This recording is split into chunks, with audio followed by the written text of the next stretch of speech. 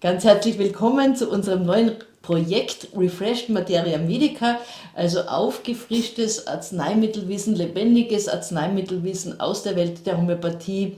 Wir fangen an mit dem Arzneimittel, das am meisten Symptome, das am meisten Seiten in den homöopathischen Büchern füllt, mit Schwefel, mit Sulfur.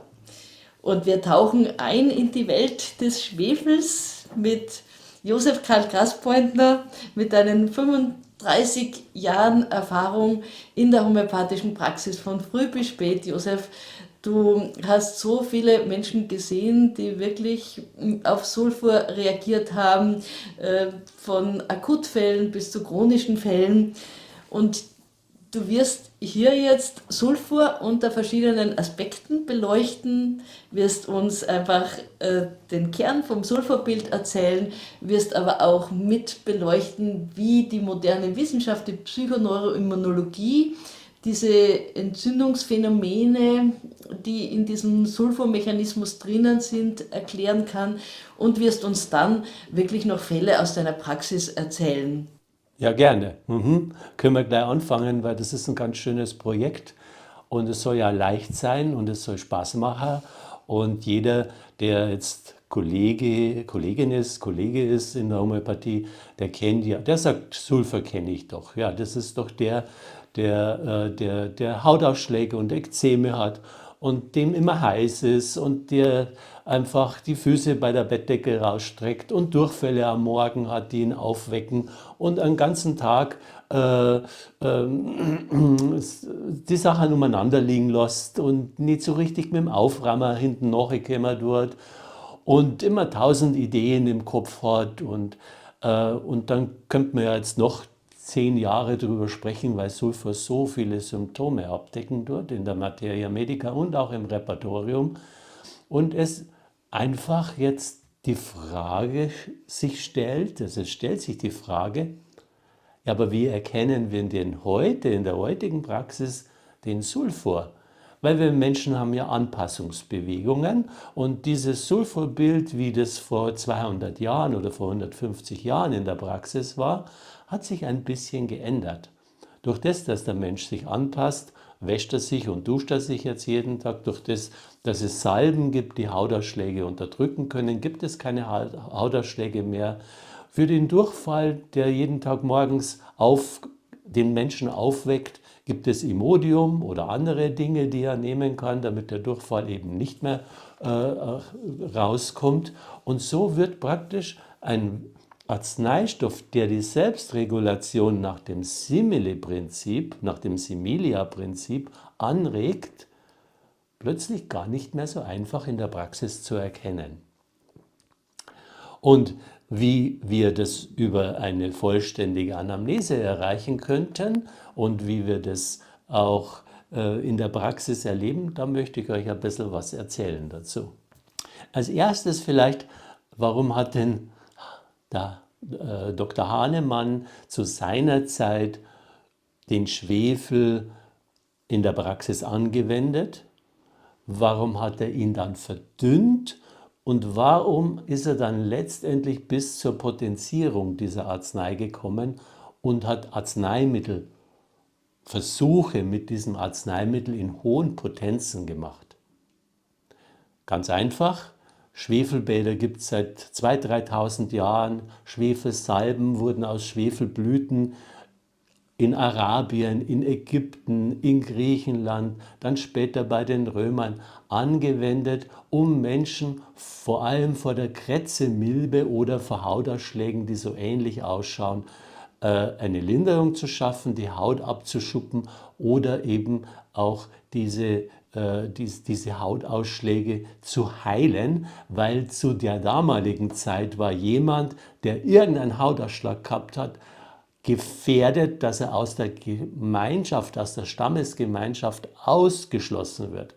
Wenn er ausgeschlossen wurde, war er aussätzig und wenn er aussätzig war, hat er nicht mehr arbeiten dürfen und hat nichts mehr tun dürfen und ist praktisch außerhalb des Dorfes in Lagern zerlumpt und von den Krätzemilben angefressen oder eben dann später auch die Leprakranken, die als Aussätzige gegolten haben, aus der Gemeinschaft ausgeschlossen worden.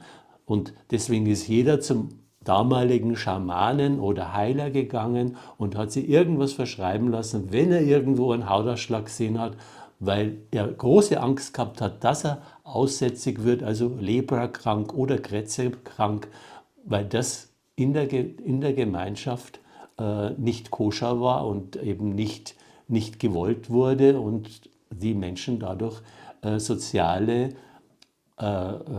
sehr, sehr starke soziale Einschränkungen hinnehmen mussten und auch niemanden mehr hatten, der ihnen dann hilft. Also das war der Schwefel zur damaligen Zeit, war da ein bewährtes und ein häufig verwendetes Arzneimittel für die gesamte Heilerschaft der damaligen Welt, Ärzteschaft und so weiter.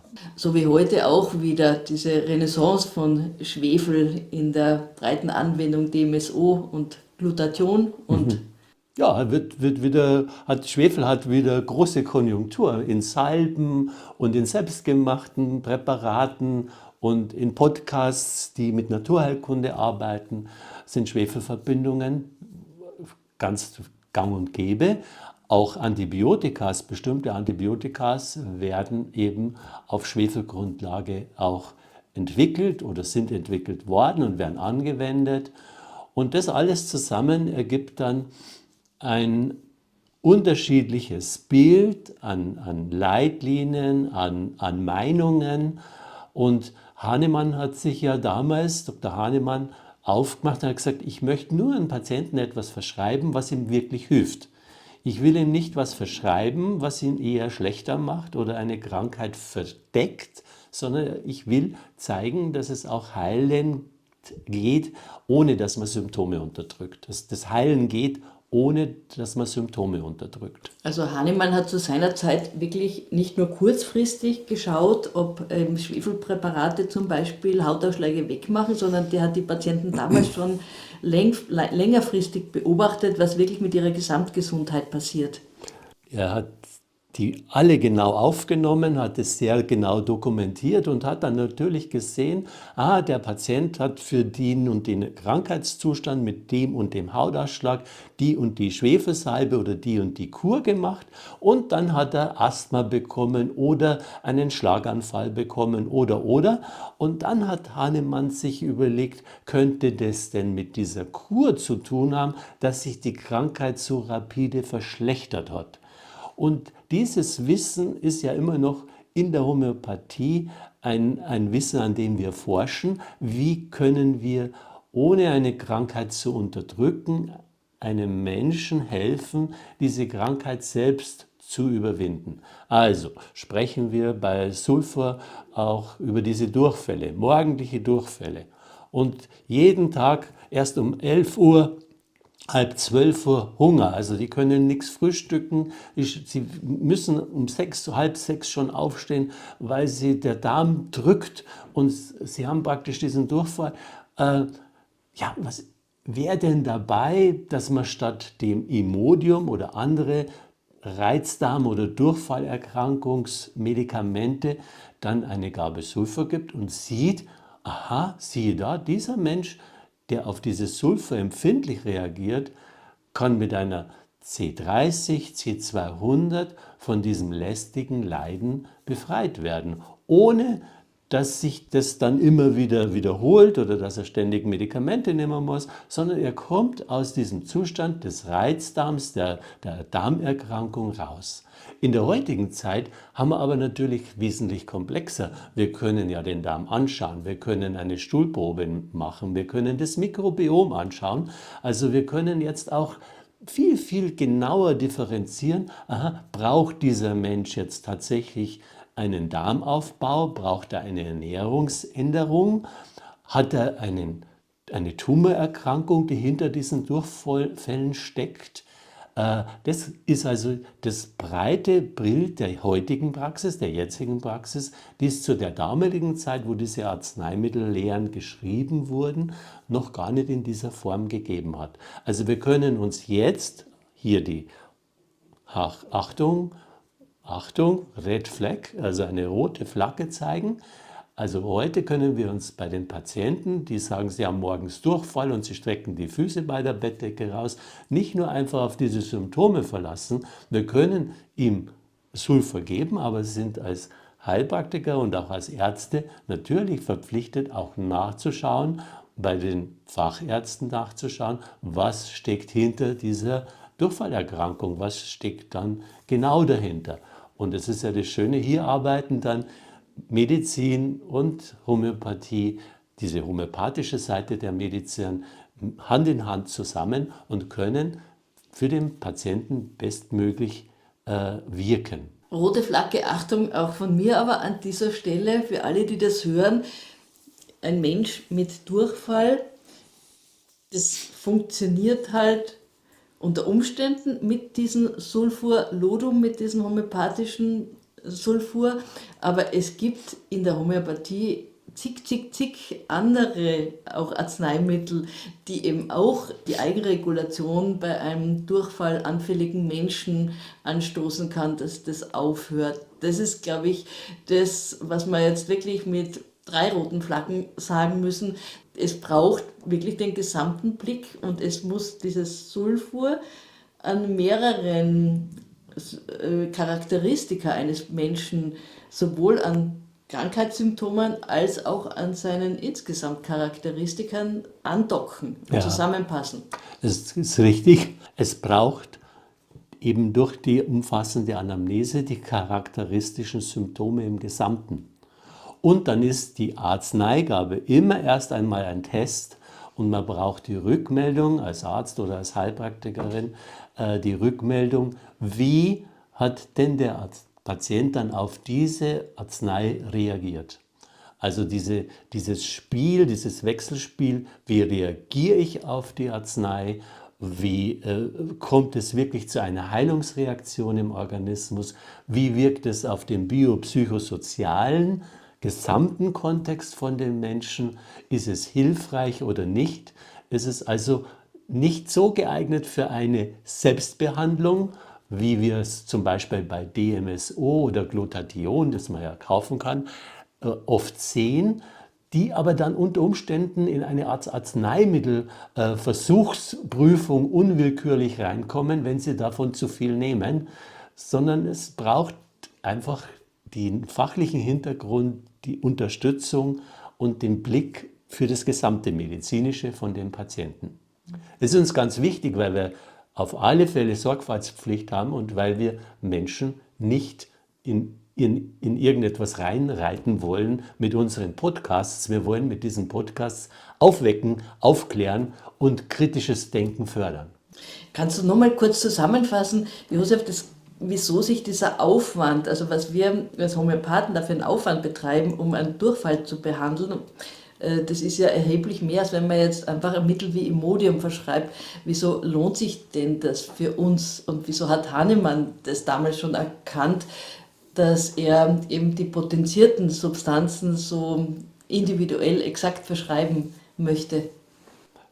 Wenn er sie exakt verschrieben hat, dann hat sich die Selbstregulation von einem Organismus verändert. Und wenn wir das in der Praxis erleben, dass wir die Selbstregulation von einem Menschen günstig beeinflussen können mit der Arzneigabe, die genau passt, eben in dem Fall dann das Sulfur, das dann genau passt, helfen wir dem Körper günstiger und nachhaltiger, gesünder zu werden oder sich selbst auch wohler zu fühlen, weil Durchfälle jeden Tag die Schwächen machen, Energieschwäche, machen stille Entzündungen, Low Inflammation. Das sind alles Sachen, die wollen wir alle gar nicht haben. Wir wollen ja eigentlich gesund und frisch und lebensfroh ins Leben gehen. Das wollen ja unsere Patienten und das wollen wir ja für unsere Patienten auch. Also in die Eigenregulation den Menschen zurückführen, dass sich wirklich nicht nur Symptome zurückbilden, sondern nachhaltig, mittelfristig, manchmal sogar schon recht schnell, stabile Gesundheit einstellt. Ja, das ist ja so schleichend. Wenn man gesund ist, dann denkt man sich, man ist unkaputtbar, man kann Bäume ausreißen. besonders Sulfur denkt es. Aber wenn er krank ist, dann schwitzt er, dann stinkt der Schweiß, dann ist das alles furchtbar unangenehm und man fühlt sich richtig krank und man hat dann gar keine richtige Kraft und man liest dann ein Buch für die Gesundheit und da ein Buch oder macht dann diese oder jene Eigenbehandlung. Das ist ganz typisch bei Sulfur. Oder sie trinken dann Alkohol, trinken dann ganz viel Whisky oder Bier, weil sie meinen, das würde ihrer Gesundheit wieder helfen und ihnen wieder Kraft geben. Oder auch diese Schwedenbitter oder diese Stärkungsweine, die es bei der Hildegard von Bingen schon gegeben hat. Dieser Praxisbezug zu einem Menschen, der Schwefel braucht, das wollen wir ja miteinander herausarbeiten. Und es ist sinnvoll, das herauszuarbeiten, weil sich dieser Organismus dann leichter tut in seiner Abwehr, in seinem Schutz seines Immunsystems, in der Abwehr von Krankheiten oder wenn er eine Erkältungskrankheit oder auch eine Krebserkrankung hat, tut es sich leichter, die Chemo besser zu vertragen. Er verträgt vielleicht auch die Bestrahlung dann besser. Er kommt besser durch diese schwere Zeit, wo diese Krankheit eben sehr massiv behandelt werden muss, damit dieses Krebswachstum wieder gestoppt wird. Alles sinnvoll, mit Maß und mit Ziel und mit allem, was dazugehört zur Medizin. Hahnemann nannte Sulfur ja den König der Antipsorika. Josef, was kann man sich denn heute da darunter überhaupt vorstellen und unter diesem altmodischen Begriff der Psora? Was hat denn das mit Sulfur zu tun? Also die chronischen Krankheiten, da habe ich mich ja wirklich jetzt seit die letzten 35 Jahre damit beschäftigt. Von Hahnemann, musst du sagen. Die Die das chronischen nicht wissen. Krankheiten gelesen von Hahnemann, aber auch die chronischen Krankheiten von meinen Patienten. Theorie und Praxis Warum sozusagen hast du entstehen chronische Erkrankungen und wie kommen wir aus diesem chronifizierten Erkrankungszustand raus? Und Hahnemann hat mit seinem Wissen damals das medizinische Wissen genommen, das er hatte und chronische Krankheiten wurden auch als Verunreinigung durch schlechte Säfte, durch schlechtes Essen, durch schlechte Luft, durch irgendwas, was in der Luft war, wurde praktisch diese Erkrankung als Psora, also Psora als im Sinne von Verunreinigung, dieser Mensch ist unrein und man hat sich das nicht erklären können, warum man Hautausschlag hat und so weiter, wurde das als Psora bezeichnet. In der heutigen Zeit, mit dem heutigen medizinischen Wissen, würden wir das einfach als Low Inflammation bezeichnen, als geringgradige Entzündung, die so schleichend im Körper mitläuft, aber die Immunprozesse, die wir ja wirklich in der Medizin die letzten 100 Jahre sehr gut und immer besser verstehen, die Infektiologie, wie Krankheiten entstehen, wie sie sich im Körper ausbreiten, wie sie chronisch werden. Diese Wirklichkeit konnte Hahnemann nicht wissen, aber wir wissen es jetzt. Also brauchen wir das Transferwissen von der heutigen Zeit, dass wir Menschen, die in so einem chronischen Entzündungsprozess drinstecken, auch richtig gut helfen können. Und da ist tatsächlich auch heute noch Sulfur ein ganz wichtiges Mittel, wenn die Zeichen des Organismus, wenn die Zeichen des Menschen, des Kindes, der Frau, des Mannes darauf hindeuten, dass sein Reaktionsmuster ähnlich dem Reaktionsmuster ist, wie jemanden, der eben in diesem Schwefelstoffwechsel ein Problem hat.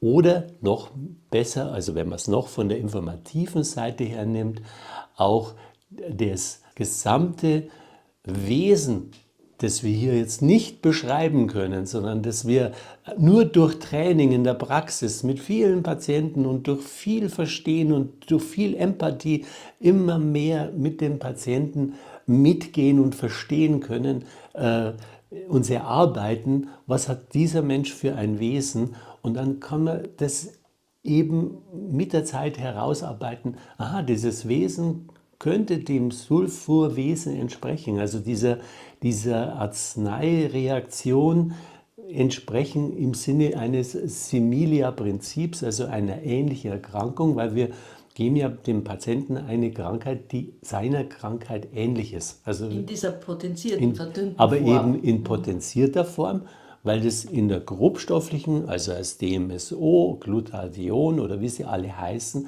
oft viel zu stark ist oder Schwefelbäder. Wenn jemand sehr empfindlich ist auf Schwefel, dann tun ihm die Schwefelbäder nicht gut. Dann kriegt er da erst recht Hautausschläge oder erst recht Rheumaschmerzen. Und das ist halt dann der Patient, der eben viel feiner ist und viel empfindlicher ist und auf Homöopathie gut anspricht.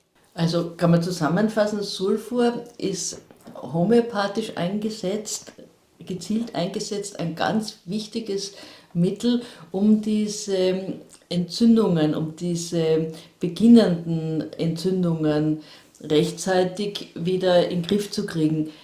Kannst du an der Stelle kurz was erklären überhaupt zu Entzündungen? Weil die allermeisten Menschen, oder das war zu Hahnemanns Zeiten und ist heute, glaube ich, noch stärker so, eine Entzündung ist für die Menschen etwas Lästiges, was man halt weghaben will, so schnell wie möglich. Und super bedrohlich und man kriegt Angst und da kommt ganz viel Geschichten drumherum spinnen. Ja, eine Entzündung macht der Körper. Warum? Weil er irgendwo sich angeschlagen hat, einen Druck hat oder ein Virus oder ein Bakterium aufgefangen hat, das der Körper bekämpfen muss, weil er es noch nicht kennt.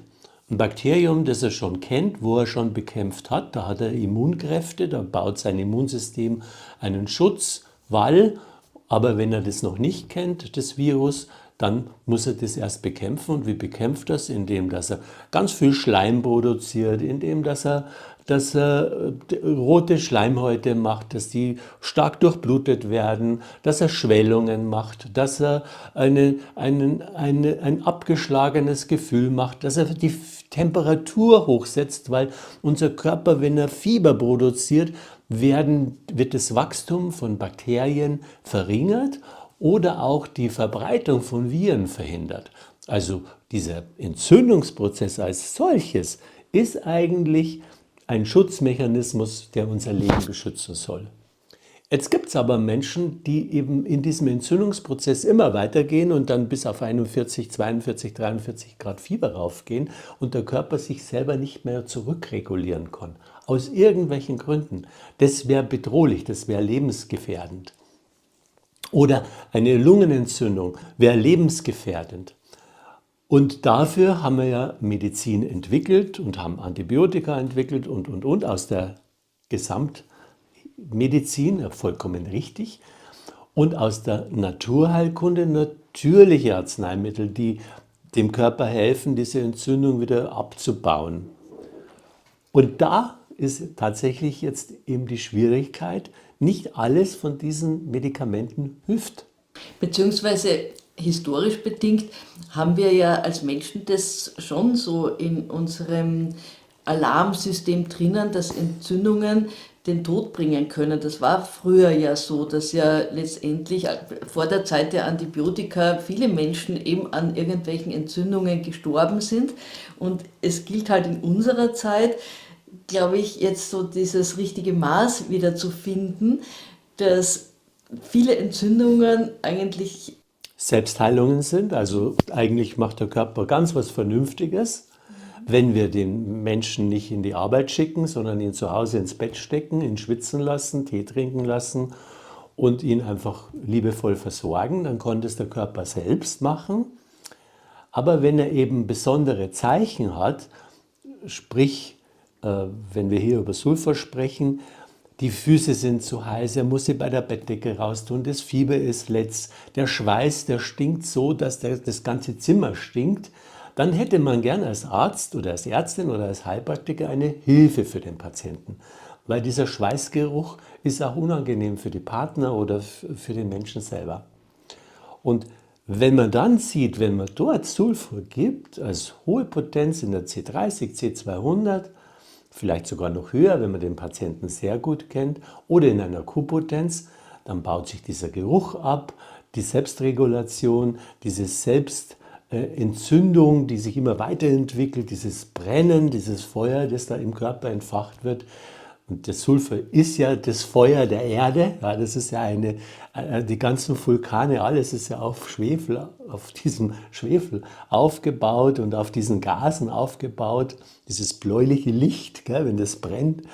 Ähm, und wenn wir das eben beim Menschen erkennen, dass sein Organismus auf potenzierten Schwefel ansprechen kann und es auch tut, dann haben wir eben einen typischen Patienten, der auf Schwefel gut anspricht. Und oft ist es dann ein Leben lang ein bewährtes Arzneimittel, wenn der auch 80 oder 90 Jahre alt ist und man Erkältung hat oder Rheumaschmerzen hat. Und dann nimmt er das Sulfur in einer Kupotenz oder vorsichtig, wie es halt verschrieben wird von seiner Ärztin, Arzt oder Heilpraktikerin.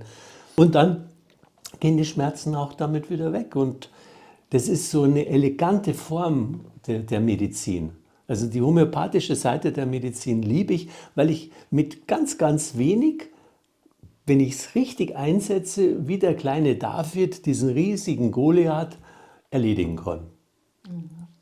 Und diese Begeisterung braucht man dafür. Also es ist nicht, Homöopathie ist nicht für jeden Arzt, Ärztin oder Heilpraktiker die richtige Medizin. Andere stechen gerne Nadeln oder verschreiben gerne Tees oder geben eben nur bewährte Leitlinienmedikamente und erreichen damit auch Heilung oder Unterstützung von Menschen. Also ich möchte da gar nicht sagen, das eine ist besser oder schlechter, aber es ist aus meiner Sicht sehr elegant, weil wir eben über diese Infektmechanismen, dieses Immunsystem, wie das eben wie die Psyche, das Nervensystem und das Immunsystem denn so zusammenhängt, dieses psychoneuroimmunologische System, mit der Homöopathie da neue Welten aufmachen und sehen können, wie fein diese Arzneien wirken können.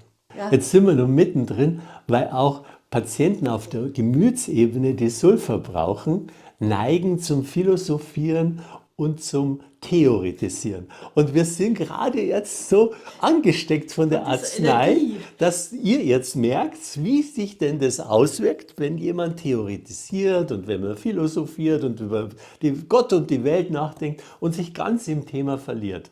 Jetzt kommen wir wieder zum Thema zurück, weil der Sulfur in seiner Wesensart hat uns schon ein bisschen angestellt. Genau. Nochmal zurück zum ganz Körperlichen. Also diese Low Inflammation, diese Silent Inflammation ist ein riesiges Thema heute in der Medizin. Zumindest in der Ganzheitsmedizin. Und das heißt, ein Mittel wie Sulfur, das besonders viel Bezug hat zu diesen Entzündungszuständen, zu diesen anfänglichen Entzündungszuständen, da sieht man du siehst viele Menschen, die du wirklich dann ja mit Sulfur, denen du so gut helfen konntest mit Sulfur, die dann eben Allergien, Hautausschläge, Asthma, Burnout-Erscheinungen, wo ja auch oft so eine Ganzkörperentzündung so ein Phänomen ist. Oder das siehst du in der Praxis. Ja, Und du siehst auch, dass es funktioniert oft. Chronik Fatigue, ich kann nicht mehr aufstehen, ich kann nicht mehr in die Arbeit gehen. Und wenn man es dann runterbricht und die gesamte Anamnese macht und die Chronologie, wie die Krankheit sich denn immer mehr verschlimmert hat in dem Organismus, weil erst geht es ja mit einem ganz harmlosen Schnupfen los. Und manchmal ist nach Jahren dann der Odyssee der letzte Schritt, dass man in eine homöopathische Behandlung kommt und der Glückszufall dann entsteht, dass da die Symptome so klar sind, dass die Homöopathin, der homöopathisch arbeitende Heilpraktiker, Arzt, eben in dem Fall dem Schwefel gibt, der ja auch das Leben in uns selber wieder anregen kann, die Reaktionsfähigkeit in uns wieder anregen kann. Dann kann es sein, dass man als Erstreaktion nochmal einen richtigen Schnupfen oder einen richtigen Hautausschlag bekommt, aber dann, wenn das abklingt, das Wohlbefinden plötzlich wieder bei 100% ist, wo es vorher bei 50% war. Wenn das jemand hört und sagt, ach, was erzählen denn die da? Ja, dann ist es immer das Gleiche, man kann es nur in der Praxis sehen. Und natürlich, man muss es erleben. Ja. Und natürlich ist es eine Confirmation Bias, also eine Konfirmationsbias, weil die Menschen ja alle unterschiedlich sind, weil wir alle Individuen sind. Und dieses Individuum braucht Unterstützung der Medizin. Wenn wir die alle gleich schalten, dann müssten das alles die gleichen Klone sein und bräuchten alle die gleiche Medizin. Und das ist halt in der Natur nicht vorgesehen. Die Natur und auch die Menschen und die Tiere sind vielfältigst in ihren Reaktionsweisen. Und eben wegen dieser Vielfalt brauchen wir auch eine vielfältige und in Kontext denkende Medizin. Und daher auch alle, die uns jetzt zuhören, nicht jeder, der einen Hautausschlag hat oder einen Durchfall hat, sollte meinen, ihm muss jetzt dieses Sulfur helfen, sondern es ist immer individuell. Es gibt auch Sulfurverbindungen, Natriumsulfurium, Kaliumsulfurium, Calciumsulfuricum. Also die Homöopathie ist wirklich ein sehr komplexes Feld, aber man merkt es ja an uns zwei, wenn man da mal eingetaucht ist, dann, dann ist es einfach so eine Freude, weil wir Menschen eigentlich gern Zusammenhänge entdecken und erkennen und auch in der Praxis dann in Erfahrung bringen. Ja, und das ist Medizin, ist etwas, was man, wenn man es liebt, dann steigt man da einfach mit drauf ein. Also je mehr Liebe für die Patienten da ist und je mehr Freude, diese Selbstregulation, dieses psychoneuroimmunologische System eines Menschen zu verstehen, desto mehr steigt man in diese Art des Studierens, weil sind ja viele Seiten, was wir da von Sulfur lesen. Allein der Clark hat ja 300, also 100 Seiten über Sulfur. Allein Sulfur beschreibt er da sehr genau, wie es entsteht, warum es verwendet wird und wie es potenziert und wie es normal angewendet wurde und wie es potenziert angewendet wird und was es kann. Also eins der tollen Materia Medicas ist zum Beispiel der neue Clark, wo man das gut lesen kann. Aber bevor wir in den nächsten Abschnitt von unserer Episode jetzt kommen, zur Psychoneuroimmunologie und was das mit Sulfur zu tun hat, nochmal abschließend, wenn jetzt Leute auch irgendwo googeln oder in Arzneimittellehren nachschauen, da steht ja so viel über Sulfur, da denkt ja jeder, ja, das brauche ich in jedem Fall auch. Ja, genau. So wie auch jeder meint, er braucht DMSO, weil da ja nur über die Erfolge berichtet wird. Aber ich möchte nochmal auf diese Frage eingehen, weil braucht denn das jeder? Hahnemann hat es auch oft den Patienten verschrieben und hat gesehen, nee, es braucht nicht jeder. Obwohl es so ein zentrales Element von unserem Stoffwechsel ist, Es braucht es ist dennoch nicht der jeder. Schwefel, den brauchen wir, um Aminosäuren zu bilden. Und die Aminosäuren wie Cystein und Methionin, die ja dann zusammen Glutathion bilden, das ja ein zentrales Antioxidant ist. Also antioxidativ ist ja das Wort in der Nahrungsergänzungsmittelindustrie und in der orthomolekularen Medizin. Also Oxidantien stören unsere Zellen, greifen unsere Zellen an, also oxidative Prozesse greifen Zellen an. Hier ist ein schönes Beispiel, bestimmte Chemotherapeutikas wirken ganz stark oxidativ, stressen die Krebszelle und im besten Fall wird die Krebszelle damit zerstört. Wir nehmen uns praktisch diesen oxidativen Stress dann als therapeutische Maßnahme. Jetzt stell dir vor, im gleichen Moment würde der Patient in der Zeit der Chemo antioxidierende Wirkstoffe nehmen. Er würde praktisch gegen das, was die Chemo in ihm macht und auch sinnvoll macht, um den Krebs zu zerstören, würde er gleichzeitig schon wieder aufbauen und sein Immunsystem hochfahren. Also auch dann einen Teil der Wirkung der Chemo abschwächen, unter Umständen abschwächen. Das wäre also gar nicht gewünscht.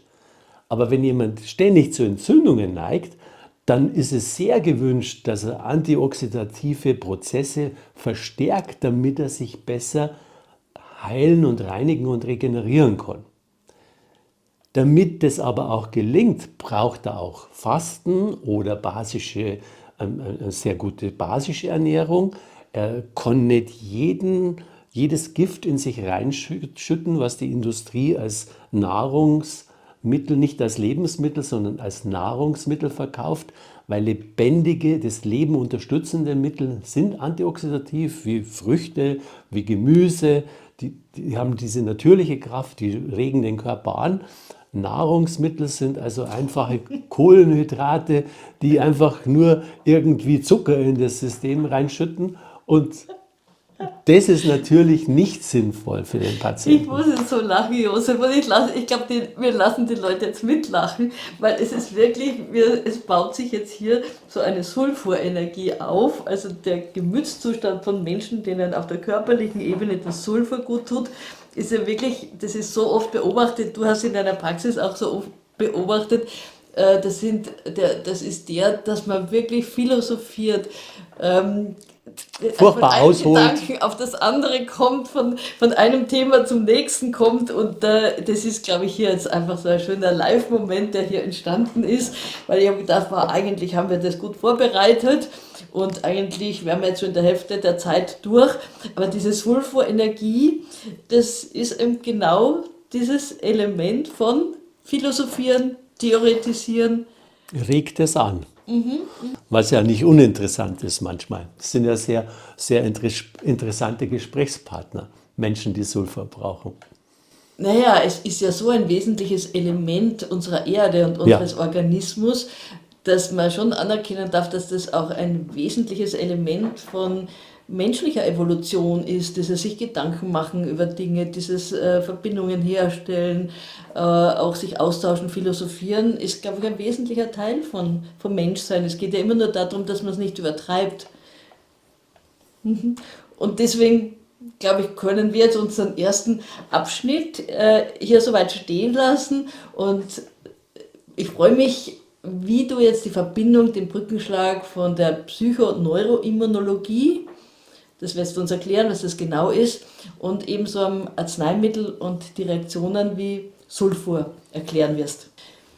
Ja, lass uns jetzt dazu kommen, Josef, was du von Seiten der Wissenschaft, womit du dich ja sehr viel beschäftigst, hier jetzt einfließen lassen kannst. Sulfur verwenden wir in der Homöopathie ja in dieser potenzierten, verdünnten, verschüttelten Form, wo keine Materie drinnen mehr nachweisbar ist. Und wie so mancher kritische oder ungläubige Mensch sagt, ja, da ist ja nichts drinnen. Aber wie ist denn das von Seiten der Wissenschaft, vom Stand heute zu sehen und auch eben aus der Sicht dieser Psychoneuroimmunologie? aus der Sicht der Wissenschaft haben wir ja schon einiges an Studien jetzt mittlerweile über Homöopathie, sodass wir sehen, es gibt Effekte und es gibt Effekte über die Placebos hinaus. Und das Schöne an der Homöopathie ist für die ganzheitliche Medizin, dass der Patient ja bei einem klassischen Homöopathen ja nicht nach 5 Minuten wieder draußen ist, sondern der sich wirklich mit dem seiner Krankengeschichte beschäftigt und das Risikoprofil von dem Patienten einschätzen kann und ihn auch weitergibt an die Fachärzte oder an den Hausarzt, damit die Dinge abgeklärt werden, wenn da irgendwas nicht abgeklärt worden ist. Das ist unsere Aufgabe. Warum die Homöopathie über der Avogadro-Grenze hinaus wirken kann, tut, offensichtlich tut, das sind die Physiker dran, die wie der Professor Stefan Baumgartner in Bern und der hier einfach über seine Experimente zeigt, wie fein unsere Zellen oder das Leben selbst reagiert, wie sensibel es ist und dass es eben auch auf Sachen reagiert, die wir jetzt stofflich nicht mehr sehen können. Also das geht in den Nanobereich, in den Stringbereich, also in Bereiche, die wir uns geistig ja gar nicht vorstellen können, aber diese Wirkung spüren können. Nehmen wir ein ganz einfaches Beispiel.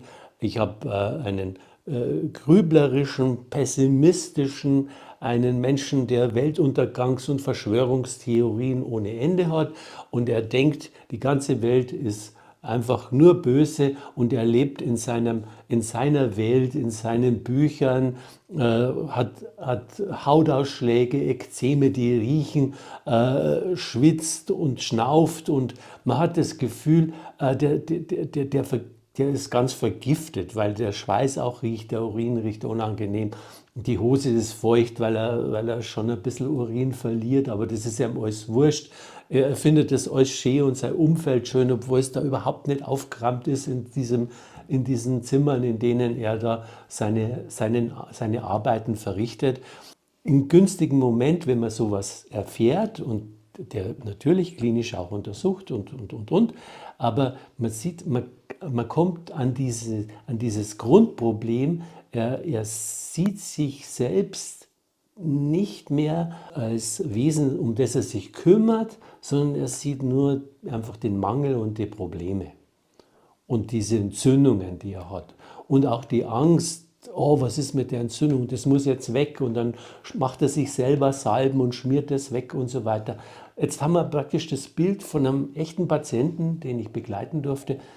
Und wenn der dann mit Sulfur vorsichtig begleitet wird in Potenzformen, ohne dass ich mit dem viel rede, weil der weiß ja alles besser wie ich und der redet viel mehr wie ich. Und trotzdem sagt er, das Sulfur tut ihm gut. Und trotzdem verschwindet jetzt der chronische Husten mit dem Sulfur.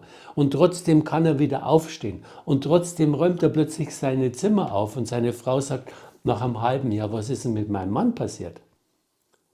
Der ist ja wieder sozial am Leben teilhabend. Er ist wieder in Kontakt mit mir. Er ist nicht mehr nur in seinen eigenen Büchern und in seiner eigenen Welt verstrickt.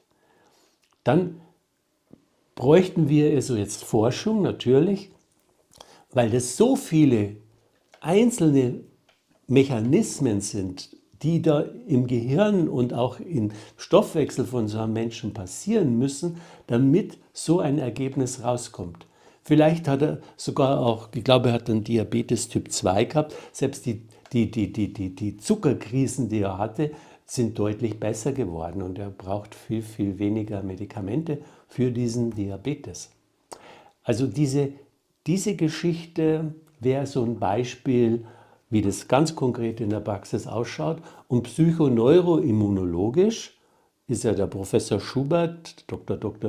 Christian Schubert in Innsbruck, derjenige, der am meisten in diesem Bereich forscht, was denn das ausmacht, wenn ich traumatisiert bin, wenn ich in irgendeiner Art und Weise meine, ich werde von der Gesellschaft abgelehnt, wenn ich meine, ich bin nicht richtig so, wie ich bin, wenn mein Erziehungsmuster Schläge waren und jeder gesagt hat, ich wäre nichts wert.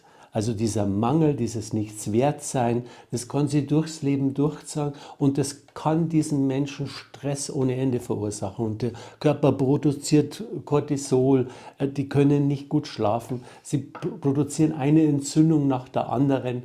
Und all diese Dinge sind ja, wenn man mitfühlt mit seinen Mitmenschen, dann tatsächlich etwas, was man lindern möchte oder wo man sagt, oh, das wäre schön, wenn man das lindern könnte, weil es sozial auffällig ist, aber auch für den Patienten vom Gemüt her auffällig ist und biologisch den Krankenkassen ohne Ende Geld kostet, weil der braucht ständig Medikamente, der braucht ständig irgendein Pillchen, der braucht ständig irgendwas, weil er ja ständig was hat, weil diese Low Inflammation ihn ja ständig wieder neu entzündet. Also Professor Dr. Schubert hat nachgewiesen in diesen psychoneuroimmunologischen Studien, dass es definitiv Zusammenhänge gibt zwischen diesen Gemütszuständen, zwischen Empfindlichkeiten, zwischen depressiven Stimmungen oder auch was es macht, wenn jemand an einem Tag einen fürchterlichen emotionalen Stress durch einen Streit gehabt hat, was das wirklich im Körper mit dem ganzen Hormonsystem, mit Hypophyse und so weiter, dass da konkret körperlich was passiert, das hat der Professor Schubert mittlerweile zigfach nachgewiesen. Und der Brückenschlag zur Homöopathie ist ja, dass die homöopathischen, diese potenzierten Arzneistoffe eben auch nicht nur auf der körperlichen Ebene wirken, sondern eben auch dieses Gesamtgefüge beeinflussen im positiven Sinne jetzt nicht nur den Körper, sondern eben auch bei so einem Sulfurpatienten, der ist dann, wenn er das bekommt in homöopathischer Dosis, der Patient deiner konkret insgesamt aufgeräumter, also nicht nur sein Körper, sondern auch seine Psyche, sein Zimmer, alles wird aufgeräumter. Und das ist auf der wissenschaftlichen Ebene dieser große Benefit von den psychoneuroimmunologischen Studien, die es da gibt. Also diese Zusammenhänge sind nicht mehr wegzuwischen. Ja, und wenn man sie eben in Kontakt bringt mit diesem modernen psychoneuroimmunologischen Wissen und den Beobachtungen, die wir in der Praxis machen und unsere Dokumentationen anschauen, die ja oft über lange Jahre gehen, dann sehen wir diese Veränderung in den Menschen. Und das will ich gar nicht bewerten, das sollte jeder selber für sich entscheiden, was ihm denn lieber ist. Ja? Also man kann sich selbst ja auch als Patient oder wenn man jetzt diesen Podcast hört oder uns sieht, was wir da jetzt überlegen, wie können wir das leicht und verständlich machen, wo könnte Sulfur ein wirksamer, hilfreicher Stoff nach dem Ähnlichkeitsprinzip gegeben einen Organismus unterstützen. Das darf ja jeder selber entscheiden, inwieweit er sich auf so etwas einlassen möchte oder nicht.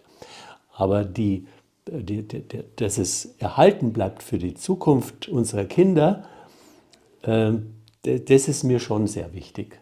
Das ist unser Engagement Ja. auch hier jetzt mit Ja. diesem Projekt. Ja, Und Professor Schubert spricht ja in der Psychoneuroimmunologie ganz zentral immer wieder von Fraktalen, also von sich wiederholenden Teilchen oder Muster, die er bei seinen Patienten sieht. Das kennen wir auch aus der Homöopathie reichlich. ja, einfach was wir denken, dass sich immer wieder die gleichen Gedankenmuster zeigen oder die gleichen Reaktionsmuster, die gleichen emotionalen Muster zeigen sich, die gleichen Gedankenschleifen zeigen sich und oft führt es dann auch auf der körperlichen Ebene zu den ähnlichen Immunkrankheiten, autoimmunen Erkrankungen oder andere Empfindlichkeiten bis hin zu schweren Erkrankungen, weil sich diese Krankheiten ja mit der Zeit immer eher verschlechtern als verbessern.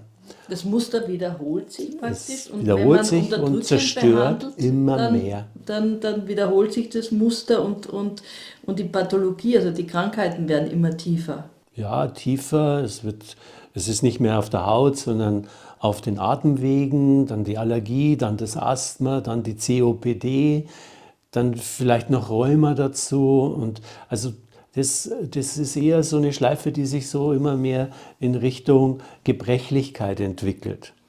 Wenn man aber einen Organismus energetisch möglichst fit hält oder fit halten kann mit dem Similia-Prinzip, dann sehen die Menschen jünger aus, sie sind frischer, sie altern nicht so, sie sind wacher im Geist, sie sind kritischer im Denken und diese Vorteile, das sind auch noch Nebenvorteile, neben dem, dass halt eine Krankheit nicht mehr so oft kommt oder gar nicht mehr kommt, neben dem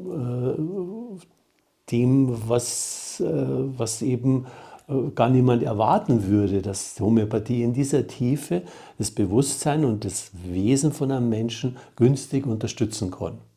Weil die Homöopathie mit dem Qi arbeitet. Also das Ja, ist ja bekannter und populärer der Ausdruck, also diese Lebensenergie Ja, des Menschen. genau, die wir halt sehen, spüren, aber halt noch nicht bis ins kleinste Detail wissenschaftlich erklären können.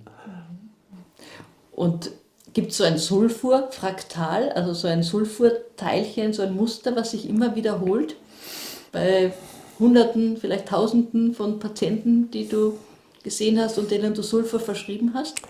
Erst einmal, das Baby-Sulfur hat andere Merkmale wie das Kleinkind-Sulfur, das im Kindergartenkind Sulfur, das Kind in der Schule Sulfur, das in der Pubertät Sulfur. Die probieren in der Pubertät gerne mal Drogen aus oder machen sonst nur verbotene Dinge, die müssen ja alles wissen. Die Schule wird so nebenbei gemacht. Wenn einer in der Pubertät dann gute Noten hat, aber ihm reicht es, dass er ein Zweier oder ein Dreier hat. Also er muss jetzt nicht das Einser-Abitur haben. Dieser Ehrgeiz ist nicht da, weil es interessiert ihn ja Kartenspielen und Fußballspielen oder Volleyball und Basketballspielen viel mehr. Sind auch verspielt, diese Jugendlichen. Sie sind ja auch lebendig, die sind warm, die haben halt ihre Akne und das ist lästig, aber sie lassen sich davon nicht so stark beeinträchtigen. Ja? Und so geht es halt dann weiter in die Erwachsenenzeit, in die Elternzeit, wenn Sulfur-Eltern dann Kinder haben, wie schaut das dann aus? Ja, wie schaut das aus? Das habe ich auch noch nicht so richtig Also realisiert. eine klassische Sulfurfamilie, wo die Mutter Sulfur braucht, der Vater Sulfur braucht und die Kinder Sulfur brauchen, Die sind gerne mit einem Wohnmobil, selbst gebaut natürlich, ein alter VW-Bus, Transporter mit Zelt, der wird dann aufgepackt und das für den Außenstehenden ist es Kraut und Rüben, aber in diesem Chaos oder auch in der Wohnung oder in dem Bauernhof, wo sie sich dann einmieten oder den kaufen und dann selber herrichten. Von außen schaut es aus wie Chaos, für den Sulfur, für den Menschen, der Sulfur das gut tut, hat er aber seine Ordnung in diesem Tohuwabohu und den vielen Schubkarren und den vielen, man sagt Messi dazu, ja, weil das könnte ich ja noch mal brauchen. Den alten Motor könnte ich noch brauchen und die alten Lumpen könnte ich noch brauchen und die alten Holzbretter könnte ich noch brauchen. Und das alles schaut von außen chaotisch aus für jemand, der gern Struktur hat und aufgeräumt hat und nur das Nötigste haben möchte. Da schaut diese Sulfurenergie sehr befremdlich aus. Aber das ist das Fraktal.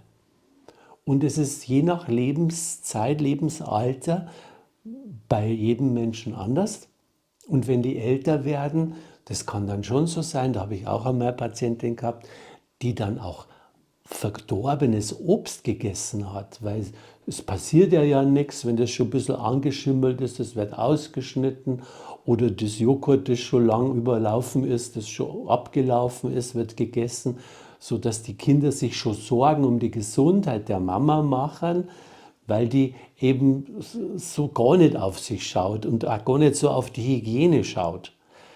Auch da kann Sulfur wirklich günstig den Lebensabend verbessern. Vor allem die Kniebeschwerden, die Sulfur gerne hat, oder auch die Gelenkbeschwerden, die Sulfur gerne hat, können günstig beeinflusst werden und die Schmerzen gelindert werden und der Schlaf verbessert werden, die Durchfälle verbessert werden, das hitzige Gefühl, das so lästig ist, kann verbessert werden. Also wir haben jetzt, glaube ich, schon mal so ein bisschen lebendig aus dem Sulfurtopf geschöpft.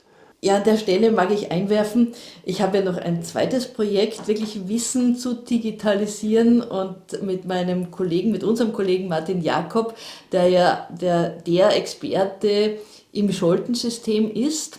Und dadurch beschäftige ich mich mit dieser Homöopathie, mit dem Periodensystem von Jan Scholten.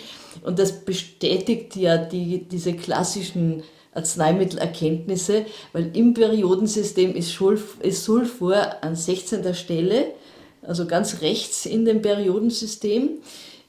Und da geht es einfach, da ist das Thema in allen Elementen in dieser Reihe, ist das Thema irgendwie Verrottung, Verfall, so, wo es halt wirklich so um Zersetzung, Zerfall geht und auf der emotionalen Ebene auch um so eine Melancholie, dass die Zeiten ja schon mal glanzvoller waren und das jetzt ja alles so ein bisschen zerlumpt und zerfledert geworden ist. Das ist das Thema, wo sich das genau widerspiegelt, durchaus in diesen Periodensystem-Erkenntnissen von Jan Scholten.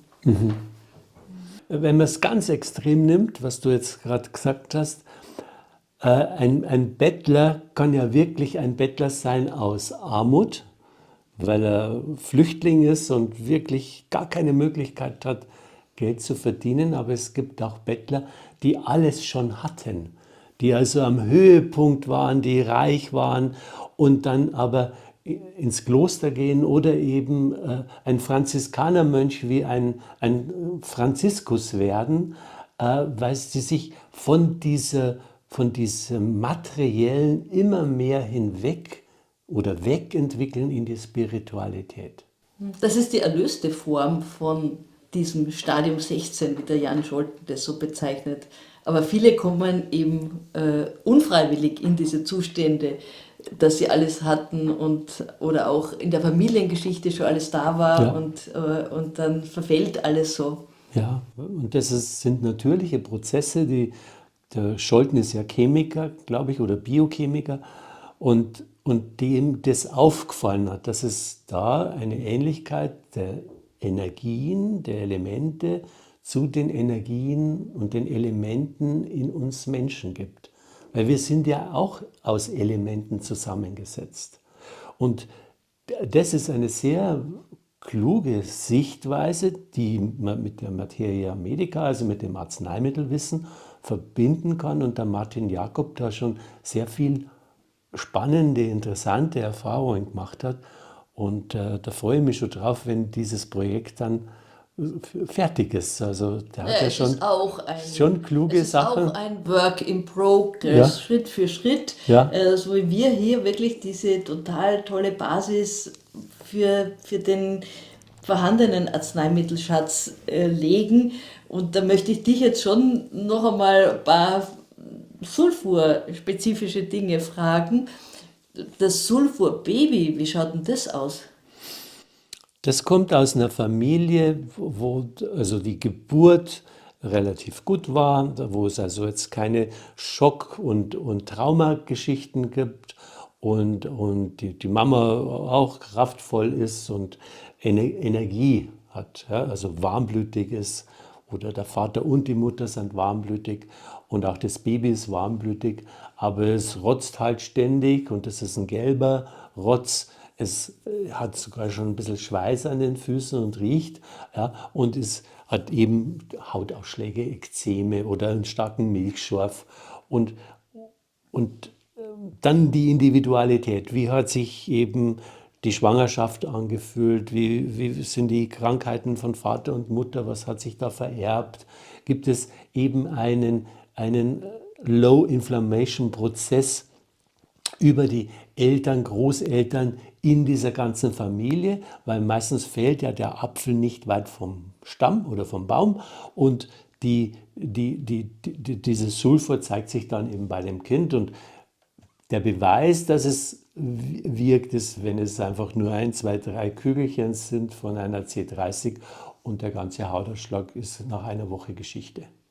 Oder auch dieses Schwitzen ist Geschichte. Oder dieser Eigensinn dieser Kinder ist deutlich milder für die Mama. Oder eben, wenn sie ein bisschen größer sind, räumen die ja alle Schränke aus. Die räumen hier die Praxis komplett aus. Ich konnte erinnern, wieder eine Viertelstunde zusammenräumen, wenn die Mutter mit dem Kind dann von der Anamnese jetzt nach Hause gegangen ist. Weil Sulfurkinder sind so lebendig und Das verbreiten ist Chaos innerhalb von 2 Minuten. Das kann man sich vorstellen wie so ein Vulkanausbruch, wo die ganze Lava sich dann ausschüttet und dann liegt die da umeinander. So liegen dann die Toys, die Spielsachen alle am Boden umeinander und die Liege ist zerfetzt und das Papier liegt rum und rauf und runter und hin und her springen. Manche Kinder würden dann unter ADHS laufen, also unter Aufmerksamkeitsdefizit und Hyperaktivitätssyndrom. Und ja, die sind sehr lebendig, die sind sehr aktiv. Aufmerksamdefizit ja, weil sie anstrengend sind, weil sie spielen wollen, weil sie mit sich beschäftigt werden wollen. Auch das. Sie sind auch ein bisschen egoistisch meistens. Und Egoistischer. Meine Kinder sind natürlich. sehr ich-zentriert, aber so Kinder, die Sulfur Ja. brauchen. Und es gibt ja so eine schöne Werbung von der Landliebe, da sagt dann der Sprecher, dass die Mama weggeschaut hat, die hat dann Pudding gekocht, die Mama hat weggeschaut und die hat sie dann in die Küche geschlichen und hat dann mit dem Löffel den Pudding herausgeholt und dann ist ihm halt der Pudding und der Löffel auf den Boden gefallen, so hat die Mama gemerkt, dass er sich da jetzt an dem Pudding vergangen hat.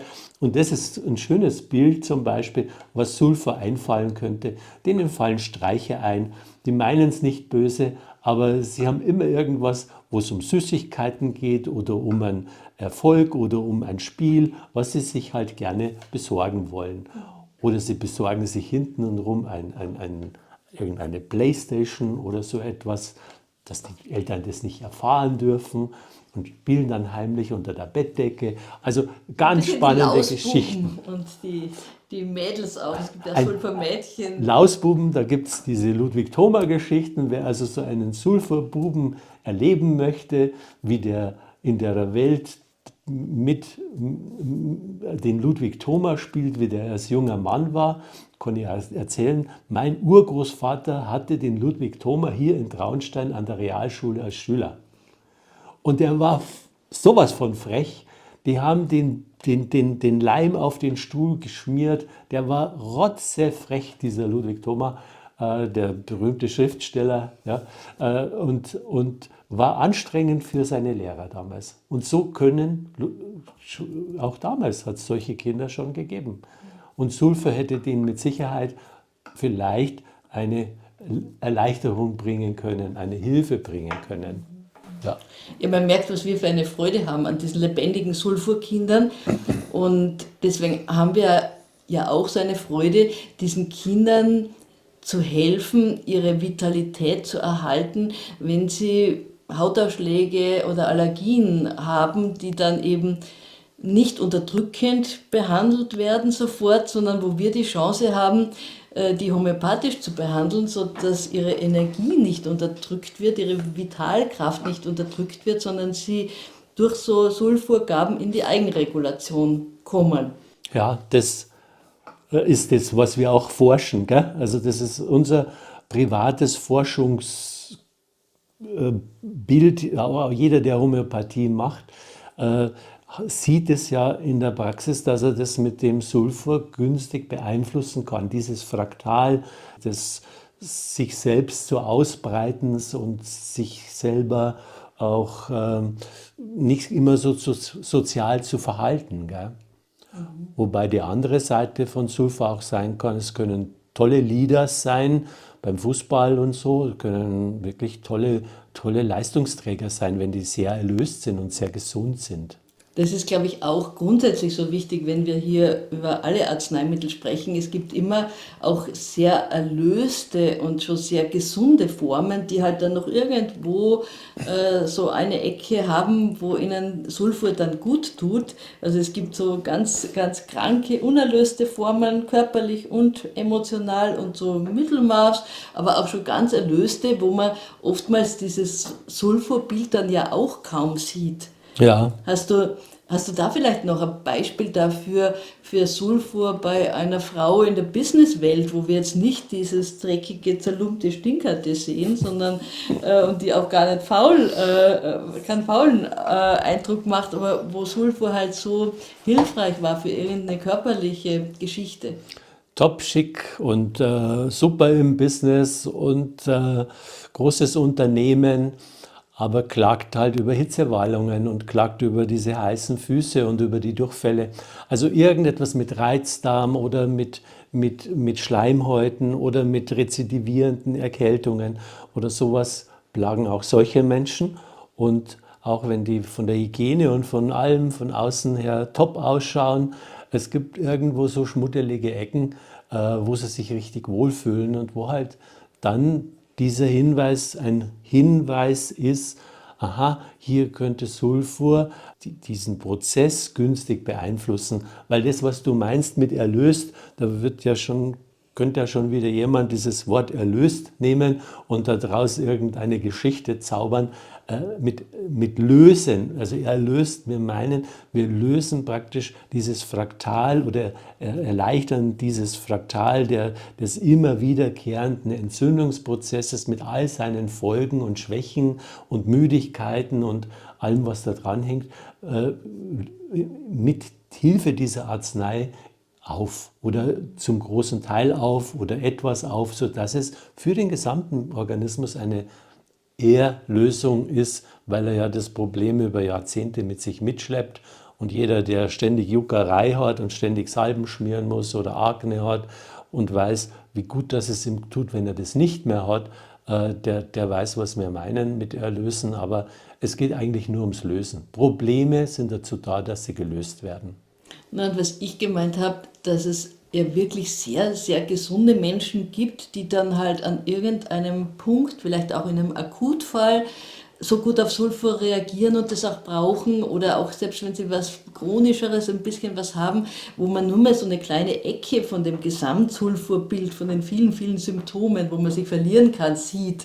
Also ich habe da ein Beispiel gehabt vor nicht allzu langer Zeit, so ein ganz toller, wirklich total kräftiger, total gesunder junger Mann, 27 oder 28 Jahre alt. Und der hat wirklich nur eine kleine Geschichte gehabt, die hat ihn aber beunruhigt. Er hat so einen ganz lästigen Insektenstich gehabt, also keine Zecke, sondern so eine Bremse. Und hat da einen Hautausschlag gehabt an der Hand. Und er ist zum Arzt gegangen und das war halt Borreliose-Verdacht und der Titer war aber unauffällig und es war halt trotzdem, ja, das muss eine Borreliose sein. Und dann hat er auch noch an der anderen Hand interessanterweise so einen ähnlichen Hautausschlag entwickelt und er hat das genau gespürt, irgendwas passt da nicht. Und also so ein total gesunder Mensch. Und da hat man es wirklich gesehen, dass Homöopathie kein Placebo ist, weil da hat eine Gabe C200 Sulfur, hat innerhalb von 2, 3 Tagen diesen Hautausschlag, diese Reaktion völlig zum Verschwinden gebracht, wo er schon 2, 3 Wochen mindestens damit rum und auch schon ein bisschen was draufgeschmiert hat. Also sowas meine ich, dass auch so viel Gesundheit schon da sein kann und die eine oder andere Sulfurecke findet sich dann noch. Ja, ja, und das muss man selber erleben, weil sonst glaubt man das nicht. Ne? Ich sage auch immer, Homöopathie Ja, muss man einmal so in Erfahrung gebracht haben, das kann man auch niemandem verübeln, das muss man, diese Veränderung, die dann da stattfindet im Körper und im Energiesystem, die will erlebt werden. ja, ja. Das sieht man auch in der Praxis und man kann sich auch bei mir zum Beispiel in die Praxis reinsetzen und sich mit Schweigepflichterklärung das auch einfach mal anschauen. Wie ist denn das, wenn das transparent, wie ist homöopathische Medizin transparent? Ja. Ich habe da eine wichtige Frage noch zur Behandlung von Ekzemen, von so Säuglingen und Kleinkindern. Du hast ja gerade gesagt, Sulfur C30 kann eine Gabe das wegmachen. Das ist dann aber ein Kind, wo relativ viel gesundes Terrain da ist, dass das so schnell und so leicht gehen kann.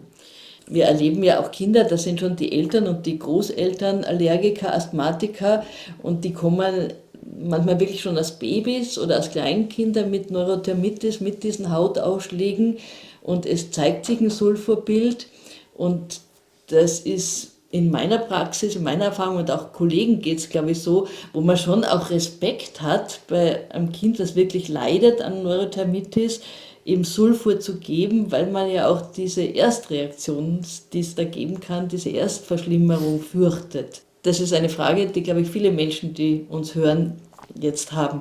Ja. Und es ist auch nicht beantwortbar mit einer Antwort, sondern es gibt viele Antworten. Weil A, wie ist die Ernährung von dem Kind, welche anderen Kontextfaktoren begünstigen diesen Hautausschlag, welche Kontextfaktoren helfen mit, dass der Hautausschlag schnell vergeht. Bei dem einen Fall hat einfach die Mama nur gestillt und der Säugling hat einfach, und die Mutter hat ihre Ernährung umgestellt, war praktisch dann weizenfrei und so. Und dann könnte man sagen, ja, weil sie die Ernährung umgestellt hat, hat das Kind jetzt keinen Hautausschlag mehr. Ja, das ist zum Teil richtig, aber die Disposition von dem Kind war ja dann so, dass die Mutter dann später alles wieder essen konnte und der Hautausschlag nicht mehr gekommen ist. Also auch das und auch die Entwicklung von dem Kind sieht man dann, dass es eben günstig ausgeht.